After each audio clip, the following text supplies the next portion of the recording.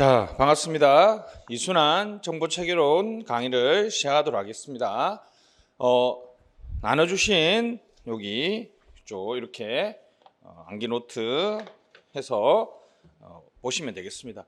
24년 암기 노트는 여기 보시면 24년 01월이라 되어 있습니다. 그죠? 최근의 내용을 좀 반영해서 하는 내용이니까 여러분들이 좀 봐주시면 좋겠고요. 자, 오랜만에 정보체계론 하니까 정보체계론 전체 개관을 간단하게 하고 강의 진행하도록 하겠습니다. 자, 이렇게 우리 잘 아시죠, 그죠? 이쪽은 우리가 삼각형으로 그린 것이 상명하복의 우리 관료제 피라미드 형태라고 보시면 되겠고, 자, 큰 틀은 우리가 이제 뭐 정치라든지 경제, 사회 전반에 우리 행정 외부에 존재하는 모든 것들이 행정 환경이 되겠습니다. 그죠? 자, 언제인지는 모르지만 우리 본격적으로 2016년 WEF 세계 경제 포럼이라고 그러고 다보스에서 열려서 다보스 포럼이라고 얘기합니다. 그죠? 이런 세계 경제 포럼에서 주제가 The First Industrial Revolution, 이른바 4차 산업혁명이 본격적으로 논의되면서 우리 전 세계를 좀 더 충격 또는 공포라 그래야 초창기에는 충격과 공포로 몰고 있습니다. 그죠? 지금 이제 10년이 좀 안 됐는데 지금은 이제 우리가 모두 다 4차 산업혁명을 우리가 일상생활용에서 많이 접하지만 그 당시에는 좀 생소했죠. 그죠? 지금은 현재는 4차 산업혁명이라는 표현도 많이 쓰지만 행정학에서는 지능정보사회, 다시 무슨 사회? 지능정보사회라고 그럽니다. 제가 지금 오른손이 조금 아파서 왼손으로 필기할게요. 지능정보사회. 최근에 이제 2년 전부터 지능정보화 기본법이 통과되면서 한국정보사회진흥원에서 발행하는 백서 이름도 지능정보화 백서입니다. 그죠? 지능정보화 백서가 되겠습니다. 앞으로 제가 그래서 지능사 또는 지능정보사회라고 얘기하겠습니다. 자, 이러한 지능정보사회의 도래, 4차 산업혁명의 도래에 따라서 우리 국가 전반, 그래서 이제 정치, 경제, 사회 또는 정부 전체를 나눠서 어떤 국가의 변화, 조금 규범을 넣으면 어떤 바람직한 또는 바람직스러운 변화에 대한 어떤 논의가 촉발되고 또는 그런 것들이 정보체계론의 가장 중요한 주제가 되고 있습니다. 그죠? 자, 이쪽을 우리가 정보 정책이다. 다시 4차 산업혁명 또는 지능정보사회에서 바람직한 국가의 변화를 연구하는 것을 우리가 정보정책이다라고 얘기했습니다. 그죠? 자, 이러한 바람직한 국가의 변화에 따라서 우리 정부의 바람직한 변화 방향에 대한 논의가 있습니다. 그죠? 이것을 우리가 전자정부다라는 표현을 씁니다. 관례적으로 전자정부라는 표현을 쓰는데 지금은 전자적인 방식으로 운영되는 정부를 넘어서 지능정보기술을 사용하기 때문에 조금 다른 이름을 사용해야 된다고 생각하지만 이제 그 학문적 용어로 굳어지는 바람에 지금은 이제 그냥 전자정부라는 표현을 쓰도록 하겠습니다. 자, 그래서 정보체계론이 여러분들이 처음 들으시는 분도 있겠지만 한번 들어보신 분은 이렇게 세 파트로 나눠져 있습니다. 그죠? 지능정보사회에 대한 어떤 이해, 그리고 정부의 변화와 국가의 변화. 그래서 이렇게 세 파트. 단순한 내용인데 상당히 좀 여러분들을 곤란스럽게, 특히 시험 과목으로서 여러분을 곤란스럽게 하는 것은 눈만 뜨면 새로운 기술이 등장하는 것처럼 최신 동향에 대한 업데이트가 좀 중요합니다. 그죠? 특히나 이제 뭐 새로운 기술이 등장하면 뭐 기존의 기술들을 거의 뭐 공부하지 않고 뭐 사용하지 않으니까 뭐 굳이 공부할 이유가 없겠죠. 그죠? 그런 면에서 여러분들이 최신 동향을 공부해야 되는데 뭐 여러분들이 만약에 학자라면 꾸준히 업데이트 해야 되지만 여러분들이 시험을 보는 수험생이면 시험 직전에 좀 단순한 암기를 통해서 극복을 해주시면 좋겠습니다. 그죠? 그래서 뭐 특별하게 걱정하지 마시고 여러분은 암기만 하시면 정리는 제가 해드리니까 그렇게 해서 뭐 많은 학생들이 합격했으니까 여러분들이 그 방법을 믿고 따라오시면 되겠습니다.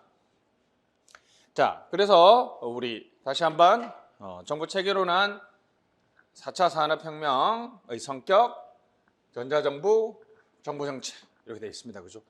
자, 전반적인 내용을 한번 우리 빠르게 정리하고 암기 노트 두 번째 암기를 통해서 좀 암기하고 나서 본문의 내용을 한번 보도록 하겠습니다.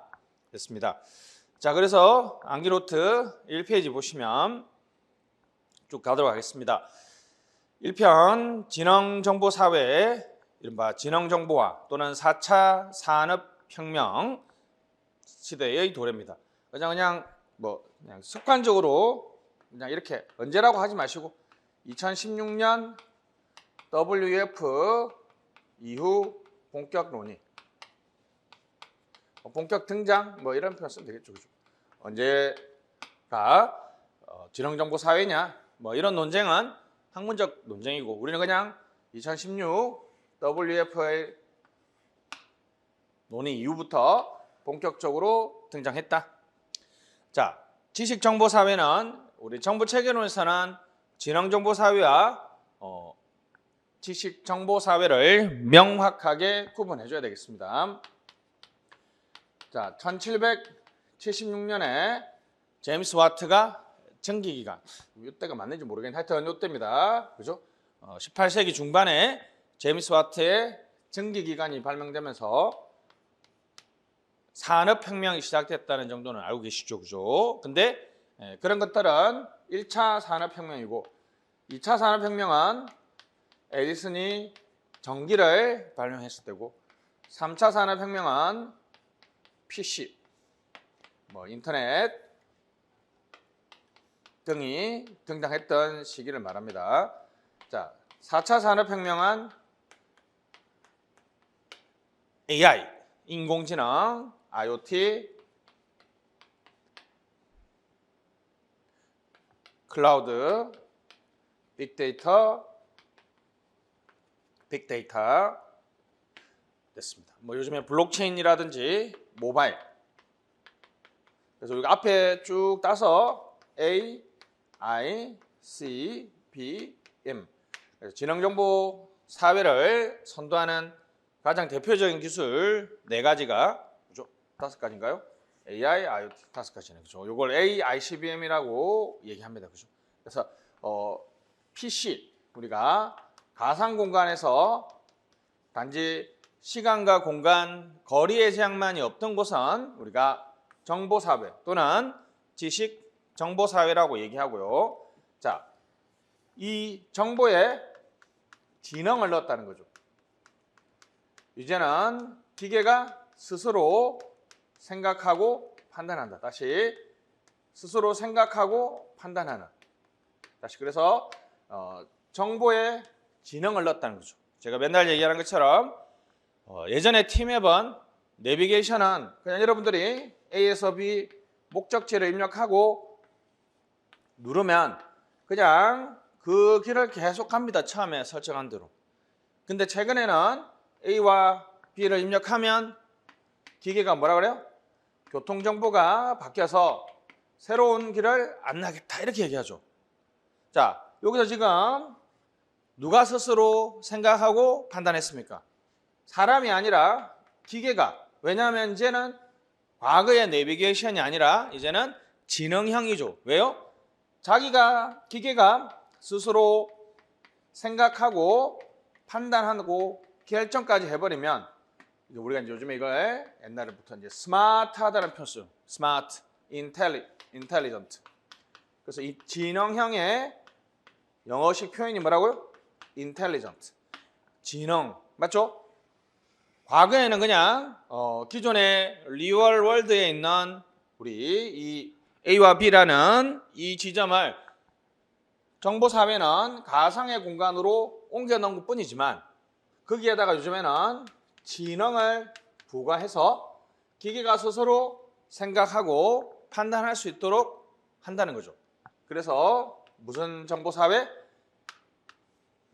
여기는 지식 정보사회 또는 줄여서 정보사회라면 이 정보에 요즘에는 무엇을 넣어서 지능을 넣어서 기계가 스스로 생각하고 판단할 수 있는 이른바 지능정보사회가 된다는 것이죠. 그래서 이제 우리가 이제 4차 산업혁명론이 있는데 이렇게 해서 지금 현재는 정보체계론에서는 아직까지 행정학 쪽에서는 학자들 중에는 구분하지 않는 사람도 있는데, 자 다시 지식사회, 정보사회와 지능정보사회는 정보체계론에서는 확실하게 구분해 줘야 되고요. 이제는 지식정보사회를 우리가 보내줘야 됩니다. 그죠? 이때 중요했던 주제들은 이제 시험에 안 나옵니다. 정보사회에 따라서 재택근무나 이워크, 원격 근무가 가능해졌지만 최근에는 AICBM을 활용하면서 이제는 무슨 워크가 등장되고 있다? 스마트 워크가 등장하고 있음으로써 이제 스마트 워크 당연히 이쪽은 시험이 안 나오고요. 여기는 벌써 시험이 2번이나 나왔죠. 그죠? 그래서 확실하게 느낌의 차이 가져줘야 되겠습니다.